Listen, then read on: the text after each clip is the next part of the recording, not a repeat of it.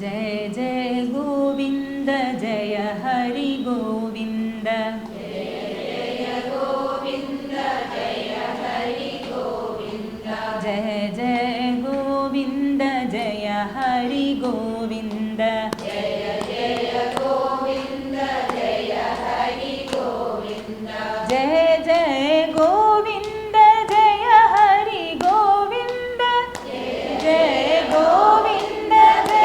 हरि गोविंद जय जय गोविंद जय हरि गोविंद जय जय गोविंद जय हरि गोविंद जय जय गोविंद जय हरि गोविंद जय जय गोविंद जय हरि गोविंद जय जय गोविंद जय हरि गोविंद जय जय गोविंद जय हरि गोविंद जय जय गोविंद जय हरि गोविंद जय जय गोविंद जय हरि गोविंद जय जय गोविंद जय हरि गोविंद जय जय गोविंद जय हरि गोविंद जय जय गोविंद जय हरि गोविंद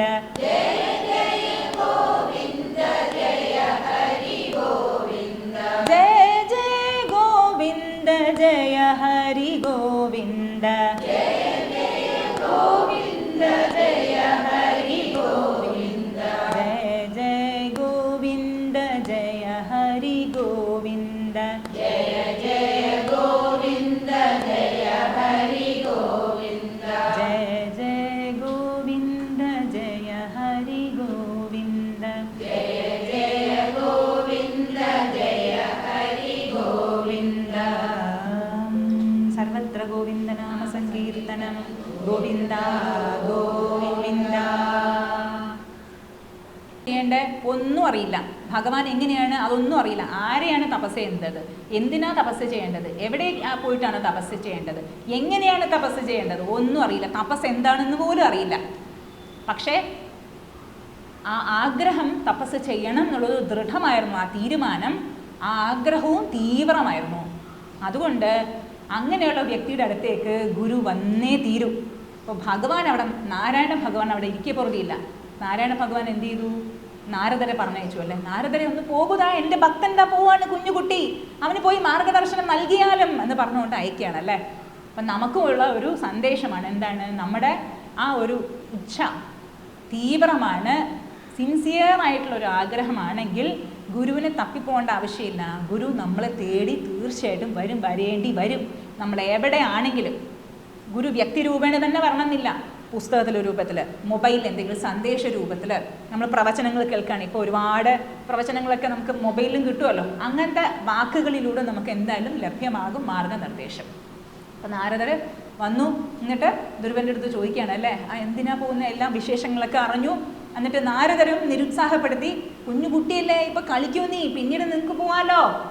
പക്ഷേ എല്ലാ നാരദരോടും അമ്മയോട് പറഞ്ഞ ഉത്തരം തന്നെയാണ് ധ്രുവൻ പറഞ്ഞത്. എന്താണ്, ക്ഷത്രിയ രക്തമാണല്ലോ, അതുകൊണ്ട് തളച്ച് നിൽക്കുകയാണ് ഉള്ളിൽ, അതുകൊണ്ട് ഞാൻ എന്തായാലും തപസ് ചെയ്തേ തീരൂ. അപ്പം നാരദർ പറയാണ്, കുഞ്ഞെ തപസ് ചെയ്യാൻ അത്ര എളുപ്പമുള്ളൊരു കാര്യമൊന്നുമില്ല, നല്ല ബുദ്ധിമുട്ട് തന്നെയാണ്. എങ്ങനെയാണ് ചെയ്യേണ്ടത്, എന്താണ് ചെയ്യേണ്ടത്, തീവ്രമായിട്ടുള്ള തപസ് ചെയ്യുമ്പോൾ ഒരുപാട് വിഘ്നങ്ങളൊക്കെ വരാം എന്നൊക്കെ പറഞ്ഞു നോക്കി. അപ്പം ധ്രുവൻ എന്തു പറഞ്ഞു, നമ്മുടെ യമധർമ്മരാജൻ നചികേതസിനെ നിരുത്സാഹപ്പെടുത്താൻ നോക്കിയതുപോലെ, പരിശ്രമിച്ചതുപോലെ നാരദർ ഇവിടെ ധ്രുവനെ ടെസ്റ്റ് ചെയ്ത് നോക്കാണ്, പരീക്ഷ ചെയ്ത് നോക്കാണ്. വാസ്തവമായിട്ടുള്ള ആഗ്രഹമാണോ, തീവ്രമാണോ, ദൃഢ ഇതുണ്ടോ തീരുമാനം. ധ്രുവൻ പറയാണ്, എനിക്കറിയാം തപസ് ചെയ്യാൻ അത്ര എളുപ്പമുള്ളൊരു കാര്യമല്ല, പക്ഷെ എന്നാലും എനിക്ക് മാർഗദർശനം തരാൻ നിങ്ങളിതാ വന്നുവല്ലോ. അപ്പം അത് തന്നെ എന്തിൻ്റെ സൂചകമാണ്, നല്ലൊരു ശകുനമാണ്. കാരണം അങ്ങ് എനിക്ക് അതിനെ പറ്റിയിട്ടുള്ള മാർഗനിർദ്ദേശം നൽകിയാലും. എന്നിട്ട് നാരദർ, നാരം ദദാതി, നാരം ജ്ഞാനം ദദാതി ഇതി നാരദഃ. അപ്പം നാരദൻ എന്ത് ചെയ്തു, ഭഗവാന്റെ വിശദ വർണ്ണന ചെയ്തു കൊടുത്തു. ഭഗവാൻ എങ്ങനെയായിരിക്കും കാണാൻ, ഭഗവാന്റെ കേശാദിപാദം പാദാദികേശം വർണ്ണന പറഞ്ഞു കൊടുത്തു. ആർക്ക്, ധ്രുവന്. എങ്ങനെ ചെയ്യണം തപസ്, എവിടെ പോയിട്ട് ചെയ്യണം, മന്ത്ര ഉപദേശം നൽകി കൊടുത്തു. എന്ത് മന്ത്രമാണ്? ഓം നമോ ഭഗവതേ വാസുദേവായ എന്ന് പറഞ്ഞ മന്ത്ര ഉപദേശം കൂടി നൽകി ധ്രുവന്.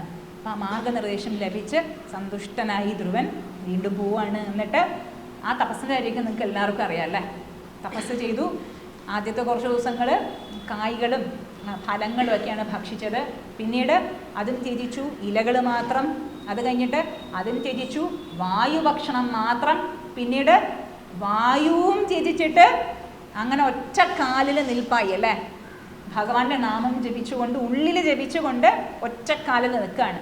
അപ്പം നമ്മൾ ഈ ഉപാസന ചെയ്യുന്തോറും, ജപം ധ്യാനം ചെയ്യുന്തോറും നമ്മുടെ മനസ്സ് വികസിച്ച് സമഷ്ടിയായി ഐക്യഭാവം പ്രാപിക്കും. അപ്പം ധ്രുവന്റെ ആ ഒരു ജീവത്വ ഭാവം സമഷ്ടിയായി ഐക്യം പ്രാപിച്ചു, ഒന്നായി തീർന്നു എന്നാണ്. വിശ്വം മുഴുവനായിട്ട് ഒന്നായി തീർന്നു. വിശ്വം മുഴുവനും ഒന്നായിട്ട് തീർന്നപ്പോഴത്തേക്കും ധ്രുവൻ ശ്വാസം പിടിച്ച് നിർത്തിയപ്പോഴത്തേക്കും വിശ്വത്തിലുള്ള എല്ലാം സകല ജീവജാലങ്ങളും ശ്വാസം മുട്ടാൻ തുടങ്ങിയല്ലേ? ശ്വാസം മുട്ടാൻ തുടങ്ങി. എല്ലാ ദേവീദേവന്മാരൊക്കെ ഓടി ചെന്നിട്ട് ഭഗവാന്റെ അടുത്ത് ചെന്നു. ഭഗവാനെ രക്ഷിക്കൂ, ഞങ്ങൾക്കൊക്കെ ശ്വാസം മുട്ടുന്നു, അങ്ങ് രക്ഷിക്കണം. ആരുടെ അടുത്താ പോയി പറയുന്നത്, അപേക്ഷിക്കുന്നത് രക്ഷയ്ക്ക് വേണ്ടിയിട്ട്? ഭഗവാന്റെ അടുത്തല്ലേ? ഭഗവാൻ അറിയില്ല ഈ കാര്യങ്ങളൊക്കെ. അപ്പോൾ ഭഗവാൻ പറയാണ്, നാരായണ ഭഗവാൻ, വിഷ്ണു ഭഗവാൻ പറയാണ്, എനിക്കറിയാം, എൻ്റെ ഭക്തൻ്റെ കാര്യം എനിക്കറിയില്ലേ? ഭക്തൻ എങ്ങനെയാണോ ഭഗവാനെ കാണാൻ വ്യാകുലപ്പെടുന്നത്, അതിലും അധികം വ്യാകുലപ്പെടുന്നുണ്ട് ആര്? ഭഗവാൻ ഭക്തനെ കാണാനല്ലേ? നമ്മുടെ എല്ലാവരുടെ ഉള്ളിലും കുഞ്ഞു കുഞ്ഞു ഭക്തന്മാരുണ്ടല്ലേ? നമുക്ക് ആഗ്രഹം വരുന്നു, പക്ഷെ നമ്മുടെ ആഗ്രഹം അത്ര തീവ്രമൊന്നുമല്ല. പക്ഷെ ഭഗവാന്റെ ആഗ്രഹം എത്ര തീവ്രമാണെന്ന് നമുക്കറിയില്ല. അത് ഓർക്കുമ്പോൾ എനിക്ക് രാമകൃഷ്ണദേവൻ്റെ ഇതാണ് ഓർമ്മ വരുന്നത്. രാമകൃഷ്ണദേവൻ്റെ കുറേ കാലത്തിന് ശേഷം, ഒരു മധ്യപ്രായമൊക്കെ കഴിഞ്ഞിട്ടാണ് വിവേകാനന്ദ സ്വാമികൾ, ബാക്കി എല്ലാ അദ്ദേഹത്തിൻ്റെ ശിഷ്യന്മാരുണ്ടല്ലോ, ഡയറക്റ്റ് ഡിസൈപ്പിൾസ്, അവരൊക്കെ വന്നത് കുറേ കാലത്തിന് ശേഷമാണ്. അപ്പം അതുവരെ രാമകൃഷ്ണദേവൻ്റെ ഉള്ളിൽ എവിടെ പോയി എൻ്റെ കുട്ടികളൊക്കെ, എൻ്റെ മക്കളൊക്കെ എവിടെ പോയി? എന്നിട്ട് അവർക്ക് വേണ്ടി കാത്തിരിക്കും, ദേവിയോട് കാളിയോട് കരയും, എവിടെ പോയി എൻ്റെ മക്കള്? സാധാരണ ജനങ്ങൾ വരുമ്പോൾ ഞാൻ അവരോട് ഈ ലൗകിക വർത്തമാനം പറഞ്ഞ് എൻ്റെ മനസ്സ് മടുത്തുപോയി. കാരണം ഈ ഉയർന്ന ആധ്യാത്മിക തത്വങ്ങൾ ആരോടോ നമുക്ക് പറയാൻ പറ്റുക? അത്രയും വൈരാഗ്യവും മുമുക്ഷുത്വവും തീവ്രമായി ഈ ആധ്യാത്മിക മാർഗത്തിൽ സഞ്ചരിക്കുന്നവരോടല്ല നമുക്ക് അത് പറയാൻ പറ്റുള്ളൂ. അപ്പോൾ പറയുന്ന ആരുമില്ല. അപ്പോൾ കരയും കാളിയോട്, കാളി എപ്പോഴാണ് വരാൻ പോകുന്നത് എൻ്റെ മക്കള്? അവർക്ക് വേണ്ടി ഞാൻ കാത്തിരിക്കുന്നു, നിലവിളിക്കാണ്, കരയാണ് എന്ന് പറഞ്ഞിട്ട്. അപ്പം ഇതിലൂടെ സൂചിപ്പിക്കുന്നത് എന്താണ്? ഭഗവാൻ നമ്മളെല്ലാവരെയും കാണാൻ ശരിക്കും നമ്മളെക്കാട്ടിലും എത്രയോ ആഗ്രഹത്തോടു കൂടി ഇരിക്കുകയാണ്. എൻ്റെ ഭക്തൻ എന്നെ തേടി വരില്ലേ, വരൂ എന്ന് പറഞ്ഞുകൊണ്ട് നിൽക്കുകയാണ്. എല്ലാ ക്ഷേത്രങ്ങളിലും ഭഗവാൻ നിൽക്കുന്നുണ്ടല്ലോ അല്ലേ? അപ്പോൾ ഭഗവാൻ പറയാണ്, എന്നെ തന്നെ ഞാൻ റെഡിയായിട്ട് നിൽക്കാൻ വേണ്ടി നിൽക്കുകയാണ്. പക്ഷെ പൊതുവേ ജനങ്ങൾ പോയിട്ട് ഭഗവാനിൽ നിന്നും ഓരോ കാര്യങ്ങൾ ചോദിക്കുന്നു, ഭഗവാനെ അല്ലല്ലോ അല്ലേ? അപ്പോൾ ഭഗവാൻ പറയാണ്, ഞാൻ എന്നെ തന്നെ തരാൻ റെഡിയായിട്ട് നിൽക്കുകയാണ്, പക്ഷേ ആർക്ക് വേണം? അപ്പോൾ അങ്ങനെയുള്ള പരമമായിട്ടുള്ള ഭക്തൻ വരുമ്പോൾ ഭഗവാനും ആഗ്രഹം ഉണ്ടാവില്ലേ? അപ്പോൾ ഭഗവാനും ഛന്തോമയനായിട്ടുള്ള ഗരുഡനിൽ കയറി ഓടി വരികയാണ് അല്ലേ? ധ്രുവനെ കാണാൻ വേണ്ടിയിട്ട് വരികയാണ്. ധ്രുവൻ്റെ മനസ്സിൽ ഭഗവാൻ അങ്ങനെ നിറഞ്ഞു നിൽക്കുകയാണ്. ഭഗവാന്റെ രൂപം അതിന്ന് വ്യതിചലിക്കുന്നതേയില്ല. മനസ്സ് ആ നിർവികൽപ്പ സമാധിയിൽ, രൂപത്തിനും അപ്പുറമുള്ള ആ ഒരു അവസ്ഥയിൽ ഇരിക്കുകയാണ്, മുഴുകിയിരിക്കുകയാണ്. ഭഗവാൻ വന്നു, മുന്നിൽ വന്ന് ഭഗവാൻ നിൽക്കുകയാണ്. എന്നിട്ടും ധ്രുവൻ്റെ മനസ്സ് ഉള്ളിലുള്ള ഭഗവാനെ കണ്ടുകൊണ്ടിരിക്കുകയാണ് അല്ലേ? അപ്പോൾ ഭഗവാൻ തീരുമാനിച്ചു, കണ്ണ് തുറന്ന് എന്നെ കാണണമെന്നുണ്ടെങ്കിൽ ഉള്ളിൽ ധ്രുവൻ്റെ മനസ്സിലുള്ള ആ ഭഗവാന്റെ ചിത്രത്തെ ഞാൻ മറച്ചു കളയണം എന്ന് പറഞ്ഞുകൊണ്ട് ഭഗവാൻ എന്ത് ചെയ്തു? ഭക്തൻ കണ്ണ് തുറന്ന് എന്നെ കാണണം, അപ്പം എനിക്ക് സന്തോഷമാണല്ലോ. അപ്പം അതിനു വേണ്ടി എന്ത് ചെയ്തു? ധ്രുവൻ്റെ മനസ്സിലുള്ള ഭഗവാന്റെ ആ രൂപത്തിന് ഒന്ന് മറച്ചു കളഞ്ഞു. മറച്ചു കളഞ്ഞപ്പോഴത്തേക്ക് സഡനായിട്ട് നമുക്ക് പെട്ടെന്ന് ഭഗവാന്റെ രൂപം പോകുമ്പോൾ നമ്മൾ ഞെട്ടിപ്പോകും അല്ലേ? എന്നിട്ട് പെട്ടെന്നൊന്ന് കണ്ണ് തുറന്നേ. ധ്രുവൻ കണ്ണ് തുറന്നു നോക്കിയപ്പോഴത്തേക്കും എന്താ അത്ഭുതമല്ലേ? കാരണം ഉള്ളിൽ നാരദ മഹർഷി ഉത്തമ ഗുരുവാണല്ലോ. ഗുരു എങ്ങനെയാണോ പറഞ്ഞു കൊടുത്തത് അതേപോലെ ഉള്ളിൽ ധ്യാനിച്ചു. ആ രൂപത്തിനെ ഉള്ളിൽ മനസ്സിൽ കണ്ടുകൊണ്ടിരുന്ന ആ മനസ്സിലെ രൂപത്തിനെ ബാഹ്യത്തിൽ കണ്ടുമ്പോൾ അത്യധികം ആനന്ദമായിരിക്കും അല്ലേ? ആലോചിച്ച് നോക്കൂ, സൂക്ഷ്മമായിട്ട് മനസ്സിൽ കാണുന്ന ആ രൂപം സ്ഥൂലമായിട്ട് നമ്മുടെ ഗുരുവായൂരിൽ സാന്ദ്ര ആനന്ദ അവബോധ കട്ടയായിട്ട് ഭഗവാൻ നിൽക്കുന്നുവല്ലോ. അതുപോലെ ആ സ്ഥൂലമായിട്ട് പഞ്ചേന്ദ്രിയങ്ങൾ കൊണ്ടും ആസ്വദിക്കാൻ പറ്റുന്ന ആ രൂപത്തിൽ ഭഗവാൻ മുന്നിൽ കണ്ടപ്പോഴത്തേക്കും ഒന്നും സംസാരിക്കാൻ പറ്റുന്നില്ല അല്ലേ?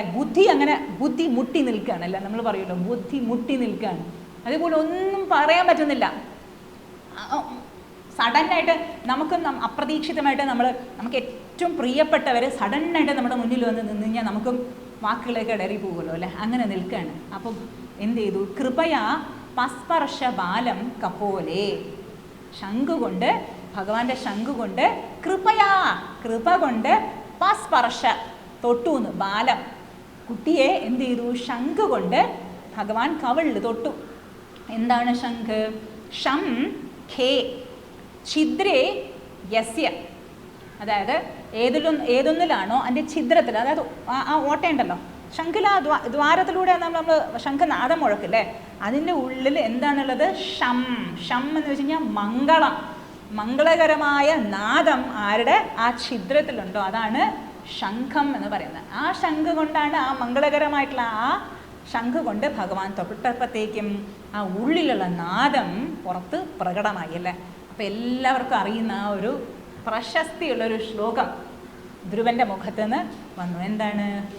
യോന്തഃപ്രവിശ്യ മമ വാചമിമാം പ്രസുപ്താം സഞ്ജീവയത്യഖില ശക്തിധരസ്വധാംനാ അന്യാംശ്ച ഹസ്തചരണശ്രവണത്വഗാദീൻ പ്രാണാന്നമോ ഭഗവതേ പുരുഷായ തുഭ്യം എന്ന് പറഞ്ഞുകൊണ്ട് ധ്രുവൻ സ്തുതിച്ചു.